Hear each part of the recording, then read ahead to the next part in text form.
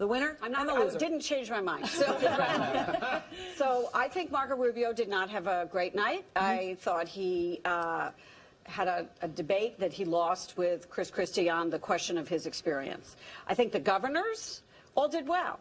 I think Kasich, Bush, and Christie all did well. Christie was on the attack, and I think he probably ended up helping others more than he helped himself, but we'll have to see. David. I thought the big winner tonight were people who had had executive experience. That included the governors as well as Donald Trump.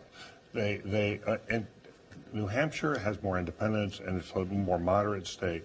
And I think the fact that they're more pragmatic than the people in Congress, both Cruz and Rubio, I think plays well to the New Hampshire voter. People are looking for answers, and people actually, they want leaders who can actually get something done. And I think tonight we saw experience does matter in how you think about things. It makes you more pragmatic. And the loser? The loser was Marco Rubio. Yeah.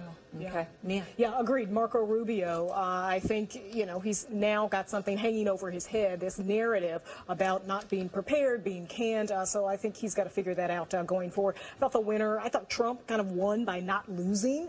He didn't get in the middle of big fights. People still seem to not really want to take him on. There was that moment with Jeb around eminent domain, but whether or not that'll resonate immediately here with New Hampshire, hard to see that happening immediately. Have to go. No, I'm amazed at the turn of events in 1 week time. The favorite son from the last debate, Marco Rubio, who by everybody's accounts had won that debate, came in tonight and the favorite son was on the run, being chased by Chris Christie when everybody thought really he was going to be chased by Jeb Bush. I thought this debate tonight was Marco Rubio's worst at a time where he needed probably his best. And I think it's hard to say who were the one, but I think Marco Rubio But let me take that point to Bill Kristol. What Rubio's team will say is, okay, maybe that exchange with Chris Christie was a little shaky, but Republican primary voters want to hear someone bash President Obama. That's what Marco Rubio did, and he recovered over the course of the night. I mean, I like Marco Rubio, but Republican primary voters also want to be sure that he's ready to be president. And repeating the same answer and not seem to realize he was repeating himself 2 or 3 times, really, within a course of, a couple of minutes. When he was being accused of repeating himself. I think it damaged him. I do think it. But Matt's right. I mean, the reversal of events. Cruz wins Iowa. Now he did pretty well tonight, I think, but he certainly wasn't dominant here in New Hampshire. Rubio soaring out of Iowa suddenly. I think a pretty big stumble, actually, for him.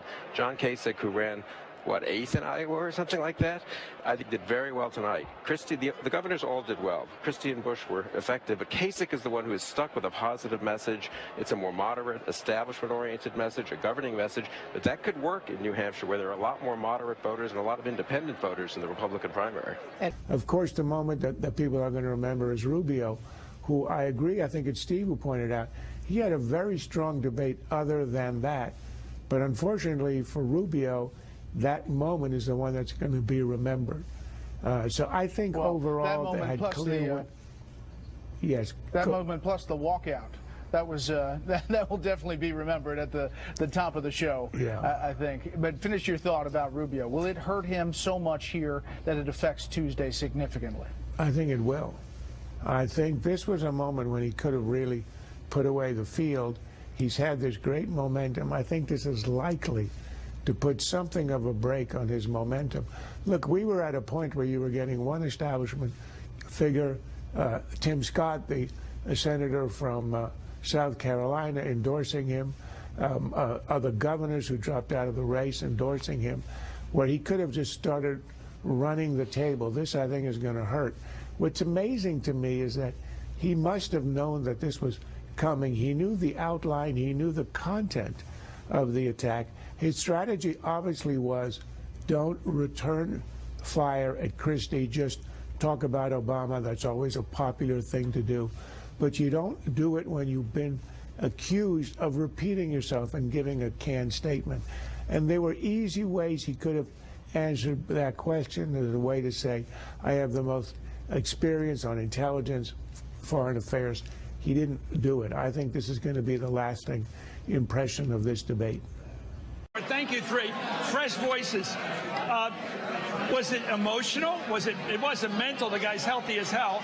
Why would he repeat himself over and over again in the most particular verbatim way, with knowing it's the same audience. Well, Chris, it wasn't a new audience coming in, a different speech. I think Marco Rubio, who had a chance, given his past recent days' performance of moving up in the polls, he had a chance here tonight. Basically, he blew it. I think he was rattled by the attacks from Chris Christie. He was rattled by Chris Christie. He was rattled by the attacks. So he went to a prepared line about Barack Obama that actually had nothing to do with the conversation. What the conversation was at hand. And that played right into Chris Christie's attack, which then got Rubio to say it more and more. This isn't about oratory. If you went to a speech in one of the town meetings around here, and a guy came in or a woman candidate came in and repeated themselves verbatim 4 times, you would think there was something ill about the person when there isn't in this case. What's wrong with this person?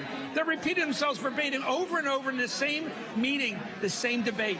I think what's perplexing for a lot of people is that they had days to prepare for this. They knew that this is the attack that was coming. Chris Christie has pushed this over and over again. That he's a robot. Scripted, that he's a robot, that he gets the same talking points. And he tried initially to turn the conversation back to Chris Christie's record in New Jersey, but for some reason then he kept deviating and pivoting back to this line about Barack Obama. And he really, Not as this Howard line, said, it's a series of lines. Right, it was verbatim, and it's weird about this fiction. Rubio didn't want to fight. He's not the fighter candidate. He's the candidate of hope and optimism and American exceptionalism. And when Christie came at him, that was his line to pivot away, to say, I don't want to be the attack dog. Well, he's the boy in the bubble. Christie, well, the boy in the bubble. He portrayed himself that way. Christie is only at single digits right now in New Hampshire. Rubio is on the rise, so it does nothing. Okay, you know, it played right into Christie's attack line, because as soon as Rubio repeated that, Christie said, there you go. He points it out. You know what? If we all pause, I'll drop a line I think is going to work. Tonight, Governor Christie popped the bubble. Yes, he did. The bubble has been the little boy is now out there exposed. By the way, I'm not sure it helps Chris Christie, but it sure didn't help Marco Rubio. Well, here's what. Okay, Britt, thoughts on the night? Well, 3 things, Brett. Marco Rubio indeed had a tough night, and I think it may have hurt him in a way that will last certainly till Tuesday and perhaps beyond. He has been so fluid and so coherent in these debates so far that it's been one of the strong points of his campaign, if not the principal strong point, and he had anything but that tonight. Donald Trump, it seems to me, nobody did anything, it seems to me, tonight, including Trump himself, that would check his momentum and his standing here. He may fade, but I don't think he's going to fade because of what happened here tonight. And finally, I think Jeb Bush had his best debate by far. But the question for him is whether the world has passed him by and it's just too late for him. David, what was Rubio doing? Coming back to that answer 4 times, 5 times, I think, in that exchange with Chris Christie. Well, he was ignoring Christie, and I think there was a calculation in the beginning, which is I don't want to go toe-to-toe with Christie. I don't have to worry about him.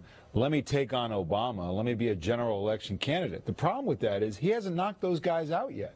There's a lot of people looking at New Hampshire saying, you know what, this is the time when Rubio can unite the party, can eliminate Bush and Christie and Kasich, but he didn't do that because he's playing over their heads when he hadn't knocked them out yet. And I think that was a mistake. I think he was just trying to play into the general election middle of the fairway, and it's too early for that. Maybe. That worked last week at your debate because he talked like a general election candidate, talked like the nominee, he was going after Hillary. It was great. Tonight it was a flop. Why? Because he knew the exact attack that was coming at him. You're young, untested, and inexperienced. He fell right into Christie's trap. He knew it was coming, and then he did boy in the bubble. I have to go to my robotic talking points. I can't take a surprise question. And Christie's attacks have been so obnoxious all week, but tonight Christie had a great debate, and what he did to Rubio could have been completely anticipated by Rubio's team and the candidate himself, and they flopped. Those moments when he kept repeating himself were just absolutely bizarre. We knew that Ted Cruz and Donald Trump were going to have their own kind of moments. And Ted Cruz arguably had a decent debate on a number of different issues. But the Kasich, Christie, Bush, Rubio, that was really the battle here in New Hampshire. It really was. I mean, the 3 candidates who have spent the most time here in New Hampshire, Kasich, Bush, and Christie, have, I thought, had their best nights of the entire campaign, the best debates of the entire campaign, all of them with good moments. Christie clearly got the better of Marco Rubio in those exchanges. Jeb Bush had a very strong answer, I thought, on veterans issues. He was smart. I can't believe it's taken a candidate this long to go at Donald Trump on the eminent domain question, and not just the policy question, but on trying to seize the property of Vera Koking, who's the 74-year-old widow that was at the center of that dispute. Surprised that it didn't happen before. Trump seemed flustered, didn't really have much of a substantive answer in response to Jeb Bush.